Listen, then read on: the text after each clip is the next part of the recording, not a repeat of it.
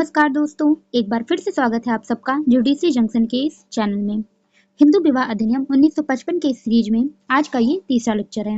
इसके पहले हम 2 लेक्चर देख चुके हैं, जिसमें कि सेक्शन 1 से लेकर के सेक्शन 8 तक कवर किया था हमने। और आज के इस लेक्चर में सेक्शन 9 देखेंगे, सेक्शन 10 और साथ ही साथ सेक्शन 13। तो चलिए स्टार्ट करते हैं। अध्याय 3 में 2 सेक्शन हैं, सेक्शन 9 और 10। दाम्पत्य अधिकारों का प्रत्यास्थापन और न्यायिक पृथक्करण। जो ये दिया है दाम्पत्य अधिकारों का प्रत्यास्थापन, इसकी बात करता है धारा 9 और न्यायिक पृथक्करण की बात करता है धारा 10। तो सबसे पहले देख लेते हैं धारा 9 क्या कहता है। धारा 9 है दाम्पत्य अधिकारों का प्रत्यास्थापन। ये जो प्रावधान है हिंदू विवाह अधिनियम में, किसी विवाह जब हुई है तो उसको बचाने के उद्देश्य से रखा गया है। तो चलिए देखते हैं कि प्रत्यास्थापन का क्या अर्थ होता है। प्रत्यास्थापन का अर्थ होता है कोई 2 अलग लोग हैं उनको एक साथ करना।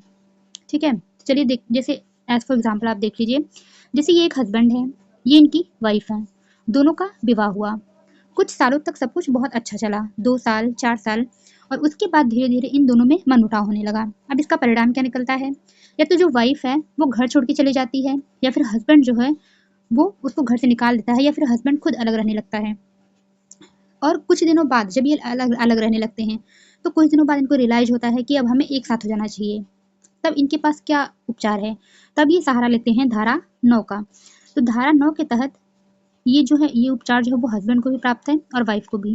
तो दोनों में से कोई जिसको अब साथ रहने की जरूरत, मतलब जो साथ रहना चाहता है, वो जिला न्यायालय में आवेदन करेगा कि न्यायालय जो है वो डिक्री पारित करके हमें एक कर दे। तो चलिए देखते हैं इस प्रावधान में क्या लिखा हुआ है। जबकि पति या पत्नी दोनों को ही प्राप्त है ये उपचार, अपने को एक दूसरे के साहचर्य से किसी युक्त प्रतिहेतु के बिना प्रत्याहित कर लिया हो, मतलब बिना किसी रीजनेबल कारण के, अगर कोई कारण है तब तो बात अलग है, लेकिन अगर कोई कारण नहीं है इनको अलग होने का और इन्होंने अलग कर लिया है खुद को, तब व्यथित पक्षकार में दोनों आएंगे, हस्बैंड या वाइफ, दाम्पत्य अधिकारों के प्रत्यास्थापन के लिए जिला न्यायालय में अर्जी द्वारा आवेदन कर सकेगा। तब जो है ये जिला न्यायालय में आवेदन करेंगे कि जो न्यायालय है वो एक कर दें, और न्यायालय ऐसे अर्जी में किए गए कथनों के सत्य के बारे में तथा इस बारे में कि इसके लिए कोई वैध आधार नहीं है कि आवेदन मंजूर क्यों न कर लिया जाए। और अगर न्यायालय को ये समाधान हो जाता है कि इस ये जो प्रार्थना पत्र दिया गया है, ये जो आवेदन दिया गया है, उसको अस्वीकृत करने का कोई वैध आधार नहीं है, उसको हर हाल में स्वीकार करना ही पड़ेगा, तब जो है न्यायालय इसको स्वीकार कर लेगी और समाधान हो जाने पर दाम्पत्य अधिकारों का प्रत्यास्थापन डिक्री कर सकेगा और जो है वो डिक्री पारित कर सकेगा। तो इसके लिए 3 इसेंशियल हैं। पहला क्या है कि पति या पत्नी में से दोनों में से किसी ने भी युक्त प्रतिहेतु के बिना अपने आप को अलग किया हो। दूसरा क्या है, जो न्यायालय है उसको समाधान हो गया हो कि जो आवेदन किया गया है वो सही है। और तीसरा क्या है कि न्यायालय के पास कोई भी आधार ना हो कि वो उसको मंजूर कर सके, उसको नामंजूर कर सके। ये 3 शर्तें जो हैं वो इसके लिए आवश्यक हैं, तभी जो है ये डिक्री पारित की जाएगी। एक स्पष्टीकरण दिया हुआ है यहाँ पर, ये क्या है, जहाँ यह प्रश्न उठता है कि क्या साहचर्य के प्रत्याहरण के लिए युक्त प्रतिहेतु है, वहाँ युक्त प्रतिहेतु साबित करने का भार उस व्यक्ति पर होगा जिसने साहचर्य से प्रत्याहरण किया है। अब इसमें ये दिया है कि जहाँ पर ये प्रश्न उठ रहा है, जहाँ पर मान लीजिए अगर वाइफ गई, वो खुद अलग रहने लगी और वो आके ये कहती है कि मेरे पास अलग रहने का आधार है, तो ये वाइफ को ही साबित करना पड़ेगा कि उसके पास साहचर्य से प्रत्याहरण करने का युक्त प्रतिहेतु था। अगर हस्बैंड खुद को अलग करता है तो वो साबित करेगा कि हाँ मेरे पास अलग रहने का कारण था, तभी मैं अलग रह रहा था। तो ये हो गया कंप्लीट सेक्शन 9, समझ आ गया होगा आपको। अब देखते हैं सेक्शन 10। धारा 10 न्यायिक पृथक्करण, जिसको बोलते हैं जुडिशियल सेपरेशन। थोड़ी बहुत इंग्लिश मीनिंग भी जाननी जरूरी है। जो धारा 9 था, मैं एक बार दिखा देती हूँ आपको। दाम्पत्य अधिकारों का प्रत्यास्थापन, इसकी इंग्लिश मीनिंग थी रेस्टिट्यूशन ऑफ कॉन्जुगल राइट। ठीक है, सेक्शन 10 पे आते हैं। अब मैं पहले आपको इसका मतलब बता देती हूँ कि न्यायिक पृथक्करण ये है क्या। जैसे मान लीजिए हस्बैंड है, वाइफ है, और दोनों के बीच में झगड़े चल रहे हैं, या फिर दोनों अलग रहना चाहते हैं, दोनों डाइवोर्स लेना चाहते हैं। अगर वो कोर्ट जाएंगे तो कोर्ट डायरेक्ट डाइवोर्स नहीं दे देती। ऐसा नहीं कि वो कोर्ट गया, डाइवोर्स मांगा और कोर्ट ने तुरंत उनको डाइवोर्स दे दिया, ऐसा नहीं होता। क्योंकि विवाह तो ऐसा कुछ है नहीं कि नहीं है तुरंत ही शादी हो गई, तुरंत डाइवोर्स हो गया, ऐसा कुछ होता नहीं है। तो न्यायालय वहाँ क्या करेगी, न्यायालय इनको कुछ दिन के लिए अलग कर देगी, इनको जो है जुडिशली सेपरेट कर देगी कि आप लोग अलग रहिए। हो सकता है कुछ दिन में रियलाइज़ हो जाए कि हमको साथ रहना ज़रूरी है, तो वो साथ में रह जाएँ। और अगर वो साथ नहीं रहते हैं, अगर वो दोबारा से आते हैं कि हाँ, मुझे जो है डाइवोर्स चाहिए, तो न्यायालय डाइवोर्स की डिक्री पारित कर देती है। यही बात है इसमें। और न्यायिक पृथक्करण और जो दाम्पत्य अधिकारों का प्रत्यास्थापन था, क्या डिफरेंस है उसमें? दाम्पत्य अधिकारों का प्रत्यास्थापन में क्या था कि 2 लोग अलग रह रहे हैं, न्यायालय डिक्री पारित करके उनको एक कर रही है। लेकिन न्यायिक पृथक्करण में क्या है कि कोई लोग 2 लोग साथ में रह रहे हैं, लेकिन वो अब साथ रहना नहीं चाहते। तो कोर्ट जो है इनको सेपरेट कर देती है कुछ दिनों के लिए। तो चलिए देखते हैं। और मैंने आपको बोला था कि मैं जो है सेक्शन 9 पढ़ाऊँगी, 10 पढ़ाऊँगी और साथ-साथ मैं सेक्शन 13 पढ़ाऊँगी। सेक्शन 13 पढ़ाने के लिए मैंने क्यों बोला था? क्योंकि जब आप सेक्शन 10 में पढ़ेंगे न्यायिक पृथक्करण के लिए आधार, तो इसमें भी वही आधार हैं जो धारा 13 में डाइवोर्स के लिए आधार है। तो इसीलिए अगर हम साथ में वो भी पढ़ लेंगे तो ज़्यादा समझ आएगा। तो चलिए देख लेते हैं ये क्या है। तो इसमें उपधारा 1 क्या है इसकी? धारा 10 की उपधारा 1, विवाह का कोई पक्षकार, चाहे वह विवाह इस अधिनियम के प्रारंभ के पूर्व या पश्चात अनुष्ठापित हुआ हो, विवाह चाहे यह अधिनियम आने के बाद हुआ हो या पहले हुई हो, उससे मतलब नहीं है। क्या दिया इसमें? धारा 13 की उपधारा 1 में विनिर्दिष्ट किसी आधार पर जुडिशियल सेपरेशन किया जाएगा। धारा 13 मैंने अभी बताया कि जो आधार जो है विवाह विच्छेद के लिए है, उसी आधार पर यहाँ भी न्यायिक पृथक्करण होगा। तो धारा 13 की उपधारा 1 में जो आधार दिए हुए हैं उसमें, और पत्नी की दशा में उक्त धारा की उपधारा 2 और धारा 13 की जो उपधारा 2 है उसमें कुछ ग्राउंड दिए हुए हैं जो सिर्फ पत्नी को प्राप्त हैं, वो पति को प्राप्त नहीं है। तो विनिर्दिष्ट किसी आधार पर, चाहे धारा 13 की उपधारा 1 या उपधारा 2, उनमें जो आधार दिए गए हैं जिस पर विवाह विच्छेद के लिए अर्जी पेश की जा सकती है, न्यायिक पृथक्करण की डिक्री के लिए प्रार्थना पत्र करते हुए अर्जी पेश की जा सकेगी। तो यही इसमें सिंपल सा दिया हुआ है कि धारा 13 की उपधारा 1 में जो हस्बैंड और वाइफ दोनों को प्राप्त है, और उपधारा 2 जो कि सिर्फ पत्नी को प्राप्त है, उस आधार पर जिस पर विवाह विच्छेद के लिए अर्जी की जा सकती है, उसी आधार पर न्यायिक पृथक्करण की डिक्री के लिए भी प्रार्थना पत्र पेश की जा सकेगी। ठीक है। दूसरा क्या है? जहाँ की न्यायिक पृथक्करण की डिक्री पारित हो गई है, अगर न्यायिक पृथक्करण की डिक्री पारित हो जाती है, वहाँ अर्जीदार पर इस बात की बाध्यता न होगी कि वह प्रत्यर्थी के साथ सहवास करे। अगर डिक्री पारित हो भी गई है तो वहाँ पर अर्जीदार, चाहे हस्बैंड ने अर्जी किया हो या वाइफ ने किया हो, उनके पास ये बाध्यता नहीं होगी कि वो अपने हस्बैंड से या वाइफ से नहीं मिल सकते। उनके पास ऐसी बाध्यता नहीं होगी, वो जब चाहे उनसे मिल सकते हैं, जब चाहे वो अपना रिलेशन बना सकते हैं। किंतु दोनों पक्षकारों में से किसी के भी अर्जी द्वारा आवेदन करने पर तथा ऐसी अर्जी में किए गए कथनों की सत्यता के बारे में अपना समाधान हो जाने पर न्यायालय, यदि वह ऐसा करना न्याय संगत और युक्त समझे, तो डिक्री को विखंडित कर सकेगा।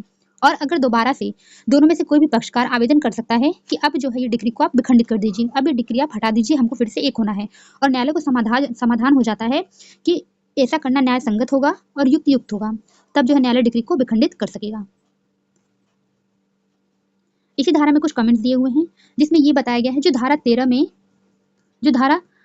में जो ग्राउंड दिए हुए हैं, वो ग्राउंड यहाँ पर ऐसे शॉर्ट में यहाँ पर दिया हुआ है, वो मैं आपको एक बार दिखा देती हूँ। तो यहाँ लिखा हुआ है कोई भी पक्षकार न्यायिक पृथक्करण की याचिका निम्नलिखित में से किसी भी आधार पर प्रस्तुत कर सकता है। तो आधार क्या है? व्यभिचारिता का आचरण, जिसको बोलते हैं जारता, एडल्ट्री। इसमें क्या है कि अगर वाइफ है या फिर हस्बैंड है, अगर वो दोनों किसी दूसरे इंसान के हस्बैंड या वाइफ के साथ अपना फिजिकल रिलेशन रखते हैं, उसको बोला जाता है व्यभिचारता या जारता। तो ये एक ग्राउंड होता है न्यायिक पृथक्करण के लिए। दूसरा क्या है? क्रूरता। क्रूरता जो होता है वो मेंटल भी हो सकता है और फिजिकल भी हो सकता है। तो क्रूरता का आधार भी बनता है न्यायिक पृथक्करण के लिए। अभित्याग, अगर हस्बैंड ने या वाइफ ने दोनों ने एक दूसरे को त्याग दिया है तब। धर्म परिवर्तन, दोनों में से कोई भी अगर अपना धर्म परिवर्तित कर लेता है तो भी ये ग्राउंड बनता है न्यायिक पृथक्करण के लिए। विकृत चित्तता, कोई भी ऐसा मेंटल इलनेस है, दोनों को कोई भी ऐसी मानसिक विकार है, ये भी आधार बनता है। संचारी रतिजन्य रोग, इसको बोलते हैं वेनरल डिजीज, मतलब कोई भी ऐसा डिजीज है जो साथ रहने से फैलता है। ठीक है, तो ये होने पर भी न्यायिक पृथक्करण की याचिका वो मांग सकते हैं। सन्यासी होना मीन्स कि जैसे कुछ लोग होते हैं इसको इंग्लिश में बोलते हैं रिनाउंस द वर्ल्ड, जिन्होंने मतलब संसार का मोह माया त्याग दिया है, वो साधु संत बन गए हैं, ऐसा कुछ को बोलते हैं सन्यासी होना। 8वां क्या है? 7 वर्ष से लापता होना, अगर कोई भी 7 वर्ष से लापता हुआ है तो ये डाइवोर्स का भी आधार उत्पन्न करता है और न्यायिक पृथक्करण के लिए भी आधार ये उत्पन्न करता है। तो ये जो 1 से लेकर 8 तक आप देख रहे हैं, ये ग्राउंड जो है वो हस्बैंड को भी प्राप्त है और वाइफ को भी। लेकिन जो धारा 13(2) में ग्राउंड दिए हैं ये सिर्फ वाइफ को प्राप्त है। पहला आधार है पति द्वारा दूसरा विवाह करने पर। अगर पति दूसरा विवाह कर लेता है तो पत्नी के पास ये वैलिड ग्राउंड होगा कि वो न्यायिक पृथक्करण की डिग्री की मांग कर सकती है। दूसरा आधार क्या है? पति के बलात्संग या अप्राकृतिक मैथुन के दोषी होने पर। बलात्संग मीन्स रेप, अप्राकृतिक मैथुन मतलब किसी के साथ अननेचुरल सेक्स करता है या फिर वो किसी के साथ रेप करता है तो पत्नी के पास ये आधार होगा कि वो न्यायिक पृथक्करण की मांग कर सकती है। तीसरा क्या है, भरण पोषण की डिग्री। अगर वाइफ का भरण पोषण करने के लिए कोर्ट ने डिग्री पारित की है और हस्बैंड वाइफ का भरण पोषण नहीं करता तो ये भी एक वैध आधार होगा। चौथा क्या है, यौनावस्था का विकल्प। इसमें क्या है कि अगर जो वाइफ है अगर उसकी शादी होती है 15 साल से पहले, ठीक है, अगर वो 15 वर्ष की रहती है उससे पहले उसकी शादी हो जाती है तो 15 साल से लेकर के 18 साल तक के बीच में उसके पास ये ऑप्शन रहता है कि वो अपनी शादी को विखंडित करवा सकती है और उसी आधार पर ये जो है न्यायिक पृथक्करण की भी मांग कर सकती है। लास्ट में इसमें केस दिया हुआ है एस नरसिम्हा बनाम विजयबाई। इसमें क्या दिया हुआ है, अधिनियम किसी विशिष्ट आधार को नहीं बताता है जिस पर न्यायिक पृथक्करण की डिग्री को बातिल या विखंडित किया जा सकता है। मतलब इसमें ये बताया गया है कि न्यायिक पृथक्करण की डिग्री को अगर हमें शून्य करवाना है या फिर उसको विखंडित करवाना है तो उसके लिए क्या आधार होंगे, ये इस अधिनियम में नहीं बताया गया है। अध्याय 4। अध्याय 4 इसमें दिया हुआ है सेक्शन 11 से लेकर के सेक्शन 18 तक और इसमें से हम सेक्शन 13 जो है वो आज देखेंगे और बाकी नेक्स्ट वीडियो में। धारा 13 विवाह विच्छेद। इसमें दिया गया है कि डाइवोर्स के लिए क्या क्या ग्राउंड हो सकते हैं वो इस धारा में बताई गई है। तो जो धारा 13 का उपधारा 1 है ये हस्बैंड और वाइफ दोनों के लिए है और जो 13 की उपधारा 2 है उसमें जो ग्राउंड दिए हुए हैं उस आधार पर सिर्फ वाइफ को ही डिग्री मिल सकती है। चलिए देखते हैं इसका 13 की उपधारा 1 क्या है। कोई भी विवाह वह इस अधिनियम के प्रारंभ के चाहे पूर्व अनुष्ठापित हो या पश्चात, विवाह चाहे यह अधिनियम आने से पहले हुआ हो या बाद में, उससे मतलब नहीं है। पति अथवा पत्नी द्वारा उपस्थापित अर्जी पर विवाह विच्छेद की डिग्री द्वारा इस आधार पर विकृत किया जा सकेगा। विवाह विच्छेद को किस आधार पर वो विकृत किया जा सकेगा, आधार आगे बताए गए हैं। पहला आधार है दूसरे पक्षकार ने विवाह के अनुष्ठापन के पश्चात अपने पति या पत्नी से भिन्न किसी व्यक्ति के साथ स्वेच्छा मैथुन किया हो। मतलब वही जाड़ता की बात की गई है कि अगर विवाह के अनुष्ठापन के पश्चात या तो हस्बैंड ने या तो वाइफ ने दोनों में से किसी ने भी किसी अन्य की पत्नी या पति के साथ स्वेच्छा मैथुन किया हो, मतलब उनके साथ सेक्सुअल इंटरकोर्स किया हो। ठीक है। दूसरी शर्त क्या है, दूसरे पक्षकार ने विवाह के अनुष्ठापन के पश्चात अर्जीदार के साथ क्रूरता का व्यवहार किया हो। दूसरी शर्त इसमें क्रूरता। अगर हस्बैंड या वाइफ दोनों में से कोई भी अगर क्रूरता करता है तो दूसरे पक्षकार के पास ये ऑप्शन होगा कि वो इस आधार पर विवाह विच्छेद की डिग्री पारित करवा सकता है। जो ये क्रूरता है वो मानसिक भी हो सकती है और शारीरिक भी हो सकती है। तीसरी शर्त क्या है, दूसरे पक्षकार ने अर्जी के पेश किए जाने के अव्यहित पूर्व कम से कम 2 वर्ष की निरंतर कालावधि पर अर्जीदार को अभी तक रखा हो। मतलब 2 वर्ष के लिए लगातार या तो हस्बैंड ने वाइफ को या तो वाइफ ने हस्बैंड को अपने आप से दूर रखा हो, उसका त्याग किया हो एकदम। तो तीसरा पॉइंट है इसमें अभी तक। इसमें आपको ये पॉइंट बता दूंगी याद करने के लिए। फिर इसमें चौथी शर्त क्या है, दूसरा पक्षकार अन्य धर्म में संपरिवर्तित हो जाने के कारण हिंदू नहीं रह गया हो।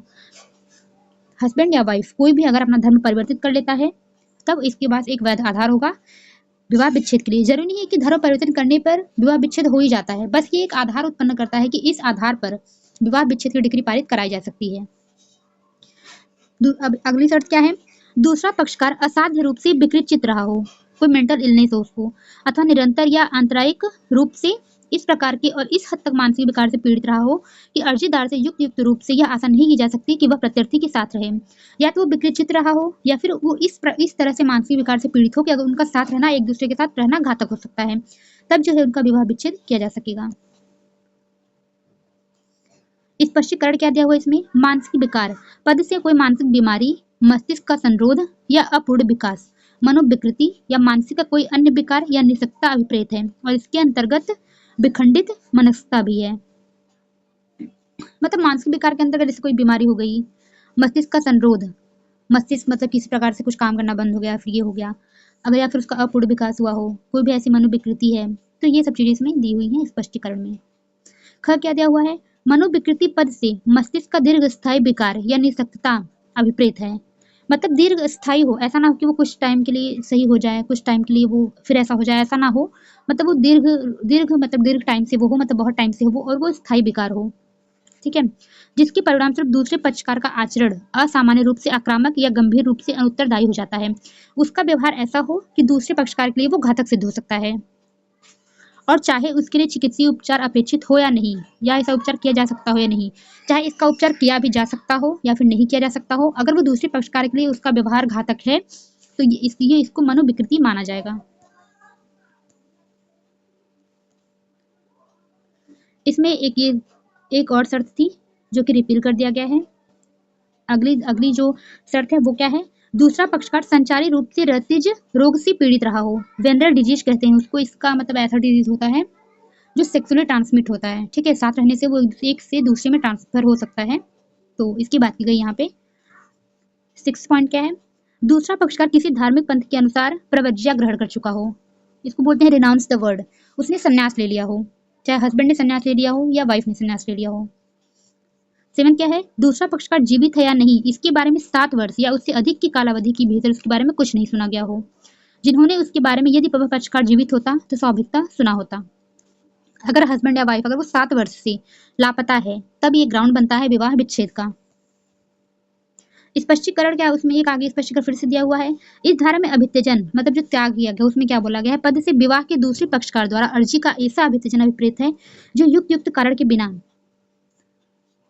उनका जो अलग रहने का कारण है वो युक्त नहीं है और ऐसे पक्षकार के सम्मत के बिना या इच्छा के विरुद्ध हो, जो दूसरा पक्षकार है उसकी इच्छा के विरुद्ध हो, अगर इच्छा से वो अलग रह रहा है तब तो नहीं माना जाएगा, लेकिन अगर इच्छा के बिना अलग रह रहा हो, बिना युक्त कारण के रह रहा हो तब। और इसके अंतर्गत विवाह के दूसरे पक्षकार द्वारा जानबूझकर अर्जीदार की उपेक्षा करना भी है, और अगर दूसरा पक्षकार जानबूझकर उपेक्षा करता है ऐसा तो भी ये माना जाएगा अभित्यजन। और इस पद के व्याकरणिक रूप भेदों और सजातीय पदों के अर्थ तदनुसार लगाए जाएंगे। दे दिया है कि अगर इसके जैसा ही कोई और शब्द हो तो उसका अर्थ भी ऐसे ही लगाया जाएगा, ठीक है। जैसे इसमें 3 शर्तें बता दी गई कि अगर युक्त कारण के बिना हुआ या फिर सम्मत के बिना अलग रह रहा हो या फिर जानबूझकर वो उपेक्षा कर रहा हो, अगर इसी तरह का कुछ और भी कारण होगा तो उसको भी अभित्यजन माना जाएगा। अब उसमें दिया हुआ है एक 1A, ये क्या है, विवाह का कोई भी पक्षकार विवाह इस अधिनियम के प्रारंभ के चाहे पूर्व अनुष्ठापित हुआ हो या चाहे पश्चात विवाह विच्छेद की डिग्री द्वारा विवाह के विघटन के लिए इस आधार पर भी अर्जी उपस्थापित कर सकेगा। कुछ और कारण इसमें बताए गए हैं, वो क्या है, ऐसी कार्यवाही में पारित उस आधार के पक्षकार उस विवाह के पक्षकार थे, न्यायिक पृथक्करण की डिग्री के धारण के पश्चात 1 वर्ष या उससे ऊपर की कालावधि भर की उन पक्षकारों के बीच सहवास का कोई पुनरारंभ न हुआ हो। अगर जैसे मान लीजिए जो मैंने सेक्शन 10 में बताया था कि न्यायिक पृथक्करण की अगर डिग्री पारित हो गई, दोनों अलग अलग रहने लगे और 1 वर्ष के भीतर और 1 साल बीत गया लेकिन उन दोनों के बीच में कोई भी सेक्सुअल इंटरकोर्स नहीं हुआ, तब भी एक आधार उत्पन्न होता है विवाह विच्छेद के लिए। दूसरा क्या है, ऐसी कार्यवाही में पारित जिसके उस विवाह के पक्षकार थे दाम्पत्याधिकार के प्रत्यस्थापन के डिग्री के पश्चात 1 वर्ष या उससे ऊपर की कालावधि भर उन पक्षकारों के बीच कोई दाम्पत्याधिकारों का कोई प्रत्यस्थापन नहीं हुआ है। अगर जो मैंने सेक्शन 9 में बताया था ये सेक्शन 10 की बात करता है और ये बात करता है सेक्शन 9 की। सेक्शन 9 में मान लीजिए कि कोर्ट ने दाम्पत्य अधिकारों के प्रत्यस्थापन के लिए डिग्री पारित कर दी और 1 वर्ष के भीतर वो दोनों भी साथ में नहीं हुए डिग्री पारित करने के बाद भी, तब भी ये आधार होगा कि कोर्ट जो है उनको विवाह विच्छेद कर सकेगी। तो एक बार फिर से बता देती हूँ मैं,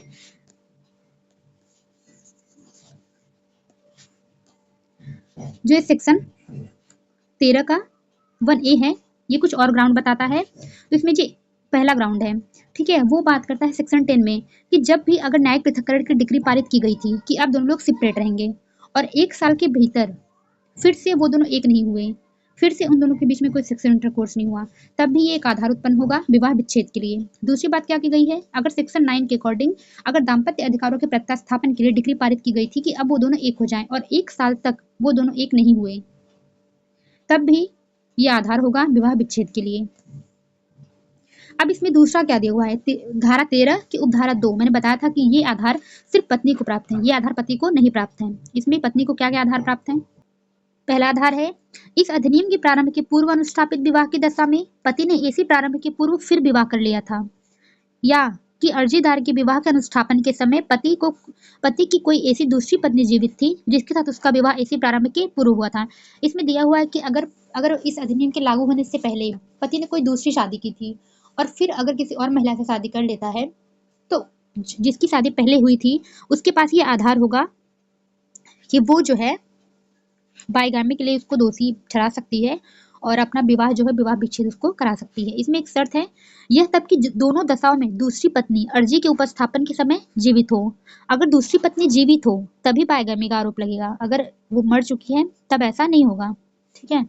दूसरा क्या है, पति विवाह के अनुष्ठापन के पश्चात, विवाह जब हो गया उसके बाद बलात्संग जिसको बोलते हैं रेप, गुदा मैथुन या पशु गमन इसको बोलते हैं अननेचुरल सेक्स, अगर किसी के साथ उसने किया है या किसी के साथ उसने रेप किया है, अगर उसका दोषी वो रहा है तब जो है ये भी एक ग्राउंड उत्पन्न करता है डाइवोर्स के लिए। तीसरा क्या है, हिंदू दत्तक तथा भरण पोषण अधिनियम की धारा 18 के अधीन या दंड प्रक्रिया संहिता 1973 की धारा 125 के अधीन कार्यवाही में पत्नी को भरण पोषण दिलवाने के लिए पति के विरुद्ध डिक्री या आदेश इस बात के होते हुए भी पारित किया गया है कि वह अलग रहती थी, और ऐसी डिक्री या आदेश के पारित किए जाने के समय से 1 वर्ष या उससे ऊपर की कालावधि भर पक्षकारों के बीच सहवास का पुनरारंभ नहीं हुआ है।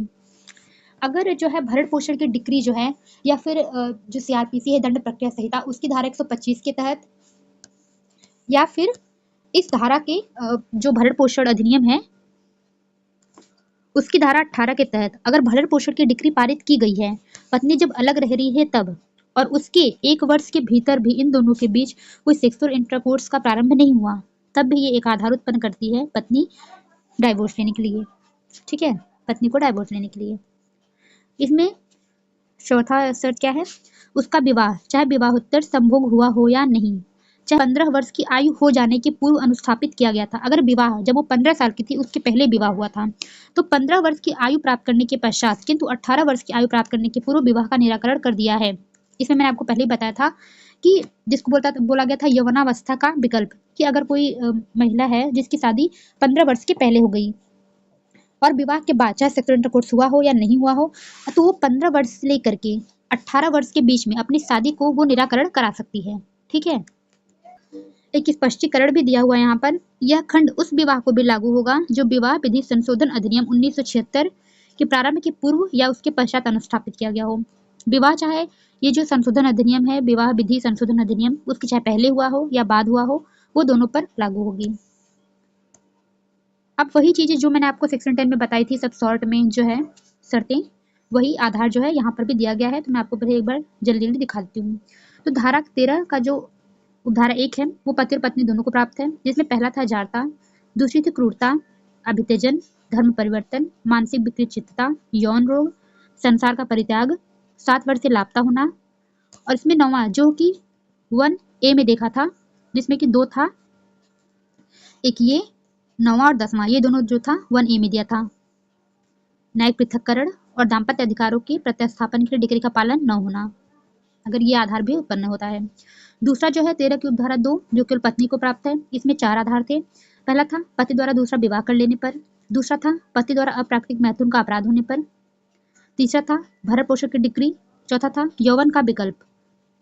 ठीक है, तो ये धारा 13 जो था वो कंप्लीट हो गया और मुझे लगता है आपको समझ में आ गया होगा। यहाँ पर कुछ केसेस दी गई हैं। तो पहला केस है CM श्रीवास्तव बनाम अश्विनी प्रसाद। इसमें क्या दिया गया, व्यभिचारता को अप्रत्यक्ष साक्ष्य या परिस्थिति जन्य साक्ष्य के द्वारा साबित किया जा सकता है। जैसे व्यभिचारता जो मैंने जारता बताया था उसको डायरेक्ट एविडेंस से जरूरी नहीं है कि मिले, तो उसको अप्रत्यक्ष साक्ष्य या परिस्थिति जन्य साक्ष्य द्वारा साबित किया जा सकता है। दूसरा क्या है, बिपिन चंद्र बनाम प्रभावती। अभित्यजन के गठन के लिए यह साबित करना आवश्यक है कि समस्त वैधानिक अवधि में अभित्यजन करने वाले पति पत्नी में अभित्यजन का इरादा मौजूद रहा। इसमें क्या बताया है, ये अभित्यजन अगर पति या पत्नी में से दोनों ने किसी का भी त्याग किया है तो ये साबित करना जरूरी है कि समस्त जितनी भी टाइम तक उसने त्याग किया था उसमें उसका इरादा मौजूद था अलग करने का। ठीक है, तो ये आज कंप्लीट हो गया सेक्शन 9, 10 और 13। अब आपको ये समझ में आ गया होगा। अब इसका जो 4th लेक्चर आएगा उसमें हम सेक्शन 11 से पढ़ेंगे फिर से। ठीक है, क्योंकि सेक्शन 10 तक कंप्लीट हुआ था, 13 मैंने जो है एडिशन में पढ़ा दिया, तो अब सेक्शन 11 से फिर से स्टार्ट करेंगे। ठीक है, थैंक यू।